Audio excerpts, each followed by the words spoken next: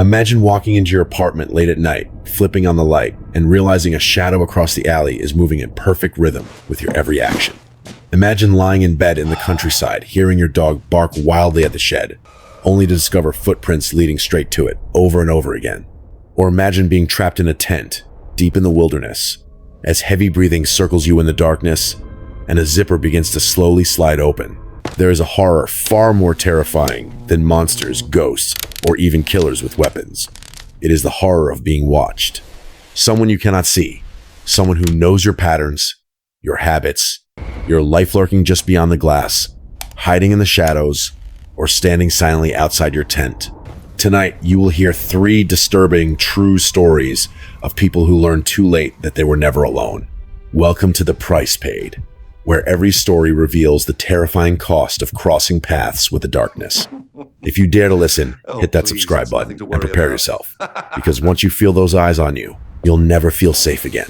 When I was 23 years old, fresh out of college and strapped for cash, I moved into a tiny studio apartment on the north side of Chicago. It was one of those places you only take because rent is cheap and you need somewhere close to work. The building itself was old but not decrepit, and my unit was on the top floor, tucked into a corner that overlooked a narrow alleyway. I told myself it wasn't much, but it was mine, and after years of sharing dorm rooms, it felt like a step forward. At night, the alley below was pitch black, the kind of darkness that swallows the world whole. I thought nothing of it at first. I was working late shifts at a bar, usually stumbling in after 2 or 3 in the morning, exhausted, hungry, and ready to collapse. The first time it happened, I barely even registered it. I kicked off my shoes, dropped my bag, flicked on the overhead light, and out of the corner of my eye, the curtain across the alley twitched. Just a flicker, a small movement that seemed almost accidental. I froze, stared for a long moment at the dark window facing mine, but saw nothing. I convinced myself it was a draft. Old buildings creak, things shift. I laughed it off and went about my routine. The next night, it happened again. Only this time I was certain I saw a hand, pale and quick, pulling back the curtain just enough to peek out before releasing it. The rest of the window was shrouded in darkness. No lamp, no glow from a television, just void. My stomach tightened. That unit, I realized, had always been dark since I moved in. I never saw lights flicker on, never saw movement during the day, nothing. I had assumed no one lived there. So why was there someone at the window now watching me? For the next week, it became a ritual of dread. Every time I returned home, as soon as I turned on the lights, the curtain would stir. At first, just barely, then with deliberate precision, as though whoever was behind it was waiting for me. If I kept my apartment dark, nothing happened. But the moment light spilled across my walls, the watching began. I even tested it, sitting in silence with everything off, then suddenly clicking on a lamp. Sure enough, the curtain shifted across the way. It wasn't random. It was them, watching me. I tried to reason with myself. Maybe it was a bored tenant who happened to have the same schedule. Maybe it was coincidence. But the more it happened, the harder it was to deny. There was a pattern. It was too precise, too aligned with my presence. Someone was out there. Someone who knew when I came home. Someone who wanted me to know that I was being seen. I asked my landlord about the apartment across the alley. He laughed, told me it was vacant, had been for months. I pressed him, asked if someone new had moved in recently. He shook his head and shrugged, said I was being paranoid. I considered calling the police, but what would I say? That someone might be looking at me from a supposedly empty apartment? That I felt eyes on me? There was no crime in being stared at, no evidence I could point to. So I said nothing, but I didn't sleep well after that. Every creak of the building made me jump. Every shadow seemed stretched too long. Then, one night, everything escalated. I came home later than usual, nearly 4 in the morning, dragging myself up the stairwell, half asleep. When I reached my door, I noticed something wedged in the frame. At first, I thought it was junk mail or some advertisement, but when I pulled it free, my blood ran cold. It was a crumpled scrap of paper. On it, in hurried handwriting, a single word: "Hey." My legs went weak. I looked toward the window across the alley. The curtain was closed, but I could feel whoever was there smiling in the darkness. Panic surged through me. I didn't even take off my coat. I stuffed essentials into a backpack and called my friend Jamie, stammering and breathless. She told me to come over immediately. I left that apartment behind without a second thought. The next morning, running on no sleep, I stormed into my landlord's office and demanded to see the unit across the alley. He hesitated, shifting uncomfortably, but finally agreed. We walked over together. The moment the door creaked open, the stale smell of dust hit me. The place was barren, stripped down to bare walls and wooden floors that groaned beneath our steps. No furniture, no decorations, no sign of recent living. But when we reached the back room, the one with the window facing mine, I felt the world tilt beneath me. There, positioned squarely in front of the glass, was a single folding metal chair. Just that chair, angled perfectly toward my window. I remember standing there, my throat dry, while my landlord muttered something about squatters. The police came later, dusted for fingerprints, searched every corner, but as far as I know, nothing ever came of it. No arrests, no explanations. Whoever had been there, whoever had sat in that chair night after night, they had vanished. But the reality that I hadn't imagined it, that I really had been watched, sank into me like ice water. I moved out within the week, packed everything I owned into boxes and never looked back. But even now, years later, the memory clings to me. Sometimes I dream of that window, the way the curtain would part just slightly, the feeling of invisible eyes locked onto me. I wake in the middle of the night, heart pounding, convinced that somewhere, in some shadowed room, someone is still watching. And I know deep down, the most terrifying part isn't what they wanted. It's how long they had been there, and how much of me they already knew. When I was 12 years old, my parents moved us to a stretch of rural Oregon, so remote you could drive for miles without seeing another house. The land was beautiful in its way, a sea of pine trees that swayed like dark green waves. But for a kid used to sidewalks and streetlights, it felt like the edge of the world. Our property came with an old house, built in the 1940s, and a detached shed 30 feet from the back door. The shed leaned slightly to one side, its paint peeling like sunburned skin, and inside it was crammed with rusted tools, broken furniture, and junk left by whoever owned it last. My dad always said he'd clear it out, but he never did. It sat there like a sealed tomb, and we mostly stayed away. At night, the woods pressed in on us.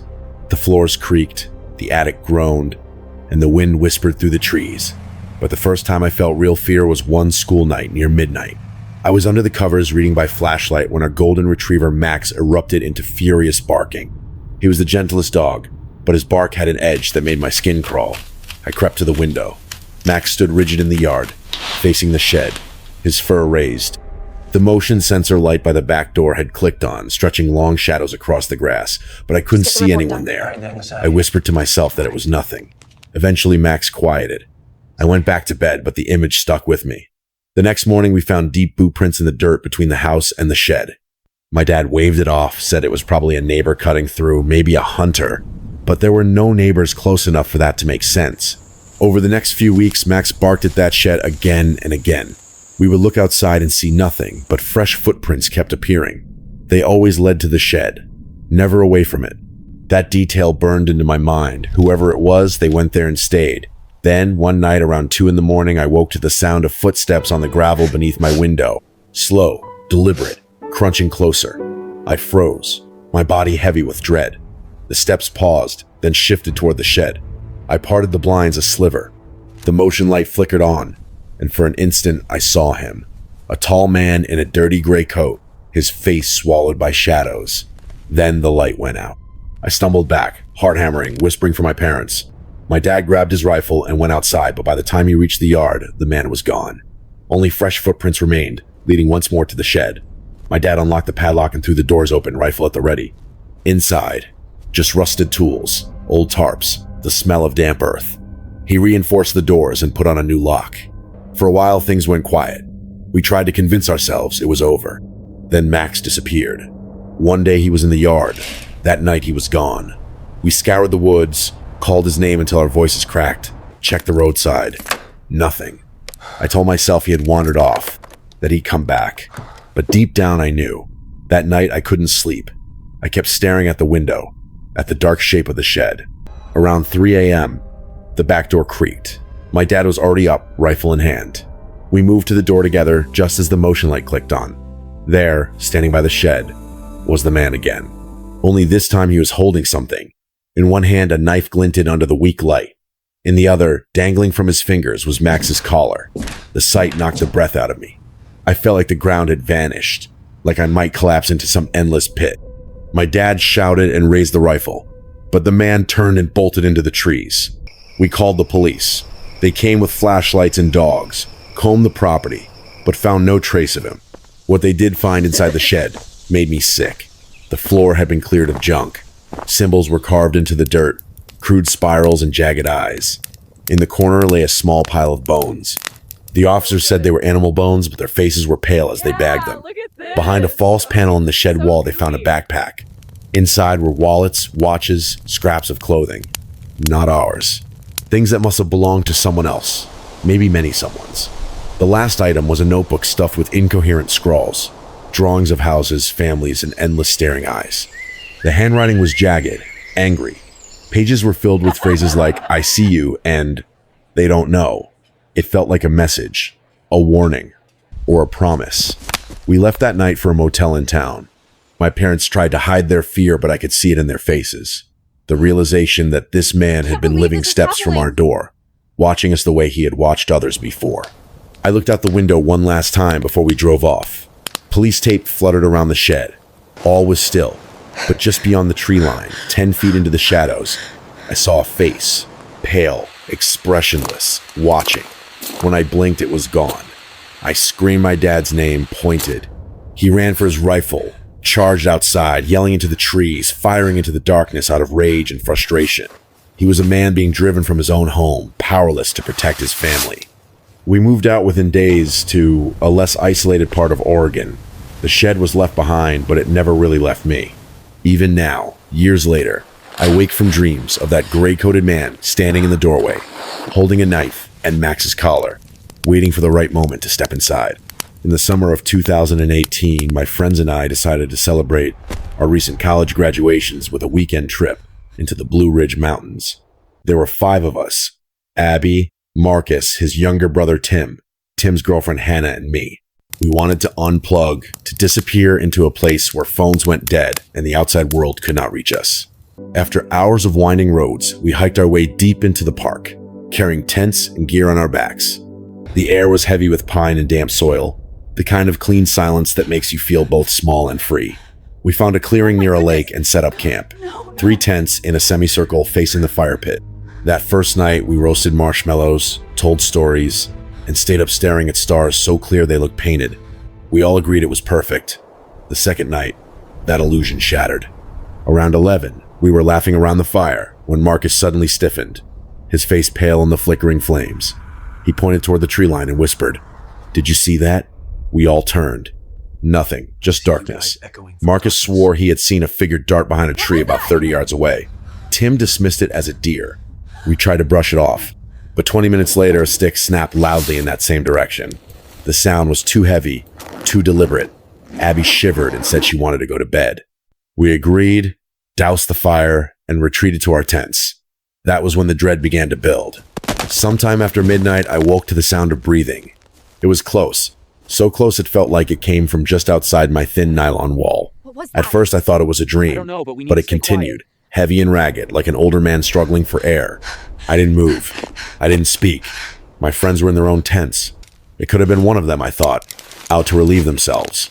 But there was no sound of footsteps, no zipper, no stream of water, just breathing, circling from one side of my tent to the other. I gripped my flashlight but didn't dare turn it on. Eventually, after what felt like an hour, it stopped. I told myself it had to be a friend. Somehow I drifted back to sleep. In the morning I said nothing. Neither did Abby. But when we gathered for breakfast, Marcus's eyes were restless, scanning the woods. He finally spoke, saying someone had been outside his tent during the night. Hannah nodded, confirming she had heard footsteps circling, more than once. My stomach sank. I asked if anyone had gone out to pee. Tim admitted he had, but added that at around 4 a.m., he thought he saw a crouched figure near the fire pit. We searched the clearing and found footprints in the dirt. Not just boot prints, but one in the muddier soil was a bare human foot. The sight of it silenced us. It was wrong in a way that words couldn't explain. We tried to laugh it off. Maybe it was a lost hiker, a prankster, but nobody believed it. That night we built a bigger fire and stayed up later, flashlights close in hand. Every sound made us jump. Around 2 a.m., the forest answered our fear. Leaves crunched, branches shifted, and then came a low voice, too soft to make out, but undeniably human. Marcus snapped on his flashlight, and for a split second we saw him. A man, completely naked, crouched behind a tree, his skin pale against the bark, his eyes reflecting the light like an animal's. He scurried back into the trees with a speed that made my blood go cold. We all gasped, too terrified to move. We didn't sleep. None of us dared crawl into the tents alone. Instead, we sat together in the open clearing, whispering nervously, every second stretching into hours. Hannah suggested packing up, but Marcus and I argued it would be worse. Trekking back through the forest at night, pursued by that man, was unthinkable. So we waited, listening. The night dragged on. At one point, I whispered a desperate prayer, begging for dawn. But instead of sunrise came a voice, closer this time. From the woods, a man's voice called out, "I see you guys." The words drained the warmth from my body. Nobody moved. Nobody spoke. Then something touched my tent. I spun around just in time to see the zipper sliding down slowly, inch by inch. I screamed, my voice cracking the silence like thunder. My friends screamed too, all of us shouting over each other. The zipper stopped. Whoever was out there vanished into the woods. We stayed frozen in terror, calling out to each other across the tents until the first glow of dawn. At sunrise, we packed in silence, our hands trembling as we stuffed gear into bags. On the hike back, the air was heavy with dread. Every crunch of leaves behind us a possible step. At the ranger station, we told our story. The ranger listened carefully, then nodded with unsettling calm. He said there had been reports of a man, maybe more than one, living deep in the forest. Some said they stole from campsites. Others hinted at worse things.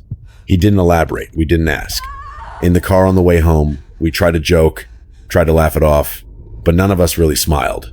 I knew I never wanted to camp again. Not after hearing that breathing in the night, not after hearing the words, "I see you guys." I think about the zipper often, how close it came to opening, how close he came to stepping inside, and I wonder if he is still out there waiting for the next group of friends who think the wilderness is empty and safe. There is a particular kind of fear that goes beyond ghosts, beyond monsters, beyond killers with knives. It is the fear of eyes you cannot see, the realization that your life is not private, that every move you make is being tracked by someone hidden just out of sight. The stories of the apartment in Chicago, the shed in Oregon, and the campsite in the Blue Ridge Mountains may seem different on the surface, but at their core they are about the same thing, the horror of being watched. In Chicago, it was the lonely young man who thought he had finally found a small piece of independence. What he discovered instead was a silent audience, someone who had broken into an empty apartment across from his and set up a chair to watch him like a television show. The curtain moved every time his lights turned on. The timing was too precise, the repetition too exact. The truth was undeniable. Someone, somewhere in that darkness, had chosen him as an object of obsession. It didn't matter why. What mattered was the suffocating certainty that his private life was not private at all. Every meal, every night, every sigh, someone was there to see it. In Oregon, it was not just about being watched. It was about being hunted. The family thought they had found peace in a secluded property surrounded by pines. But the isolation that promised safety became a trap. The dog knew first, barking at the shed, warning them in a way humans often dismiss until it is too late. The footprints that led only toward the shed told the story clearly. Whoever it was went there to stay. When the father finally opened the door, the shed revealed itself as more than storage. It was a sanctuary for someone who had been living just outside their home, carving symbols into the dirt, keeping trophies from strangers, collecting a notebook full of madness. And when the man appeared holding a knife and the collar of their missing dog, it became clear that his watching was only the first step in something far worse. The Blue Ridge Mountains added another layer to this theme. Friends who came to laugh, to relax, to enjoy the wilderness, found themselves surrounded not by peace, but by presence. The breathing outside the tent, the footprints circling the camp, the bare foot in the mud was not just that someone was watching them. It was that someone was closing in. The voice that whispered, "I see you guys," confirmed it. The zipper sliding down in the darkness was not just intrusion. It was invasion. The thin line between safety and exposure breaking apart in real time. They survived only because they screamed, because fear jolted them awake and loud enough to drive the intruder away. But the thought of what might have happened had they stayed silent lingers forever. Each story takes place in a different setting. The heart of a city, the isolation of rural farmland, and the emptiness of a forest. Yet each reveals the same truth. Being watched is not limited by geography. It does not matter whether you are surrounded by millions of people or completely alone. The danger is in the unseen, in the unknown figure who hides just beyond your vision. And what makes it unbearable is not knowing what they want. In Chicago, the watcher left a note that simply said, "Hey," a word that could mean any greeting. threat, or invitation. Oh my In goodness. Oregon, the watcher left symbols and bones, fragments of a mind unraveling into obsession. In the mountains, the watcher spoke words that were direct and terrifying. I see you guys. It was not just watching, it was acknowledgement. Proof that the fear was justified. To be watched is to be stripped of power. You cannot control who sees you. You cannot undo what has already been witnessed. And when the watcher remains anonymous, when their face and purpose remain hidden, the fear becomes infinite, because the mind begins to imagine possibilities far darker than reality. Every shadow is a potential intruder, every creak is a footstep, every silence is a prelude to something breaking. These stories remind us that what terrifies us most is not necessarily violence itself, but the threat of it, the slow, suffocating pressure of knowing someone has chosen you as their target. And yet, there is something universal here. Who has not felt it? That moment when you walk alone at night and feel eyes on your back. That moment in your home when you swear someone is outside the window. That chill that makes you turn, even when no one is there. These feelings are not baseless. They are instincts sharpened by generations of survival. The prey always senses the predator first, even when it is invisible. Sometimes we call it paranoia. Sometimes we dismiss it.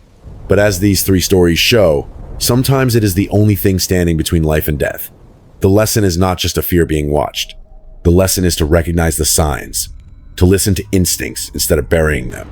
If the young man had ignored the moving curtain, perhaps he would never have discovered the chair in the empty room. If the family had ignored the dog, perhaps the man in the gray coat would have stepped through their door. If the campers had dismissed the breathing, perhaps the zipper would have reached the end, and something unspeakable would have happened. In all three cases, awareness was survival. There is an old saying that hell is not fire, but the absence of privacy. Hell is being observed, judged, studied without consent. In these stories, hell lived in a window, in a shed, in the black trees of a forest. It looked different in each place, but it left the same scar. The knowledge that safety is an illusion.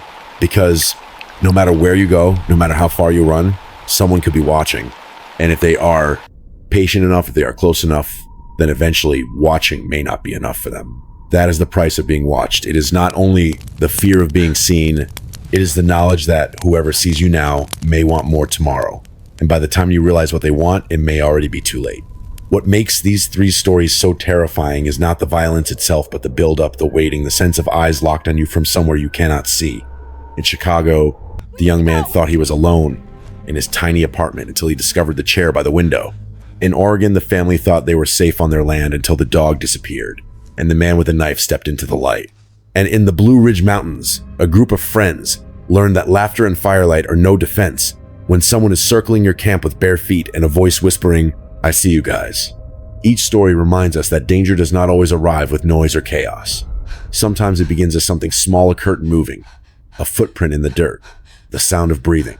It is easy to dismiss these signs, We have everything. to convince yourself they mean nothing. But the true cost of ignoring them is realizing too late that someone was always there, watching and waiting. So what can we learn? The first lesson is to trust your instincts. If something feels wrong, it probably is. Our minds are wired to detect threats before we can explain them logically. A sense of being watched, a sound that doesn't belong, a dog that will not stop barking, these are warnings. Do not laugh them off. The second lesson is to act early. In Chicago, calling the police might have sounded foolish, but finding that chair proved the threat was real. In Oregon, securing the shed and leaving the property sooner could have saved heartbreak.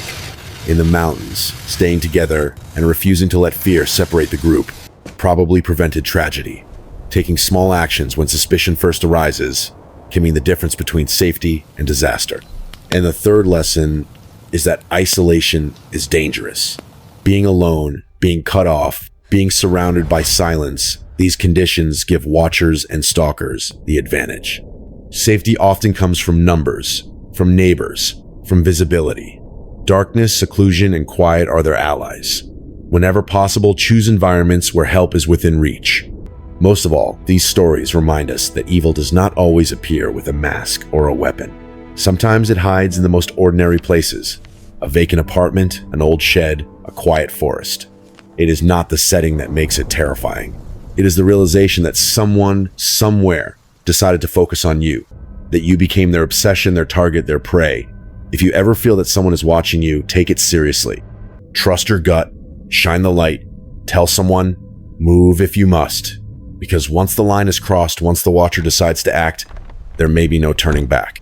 And if you want to continue exploring the most chilling, most disturbing true stories of the price people have paid when they ignored the signs, then stay with us. Welcome to The Price Paid. Subscribe now. And remember, when you feel eyes in the dark, you are probably right.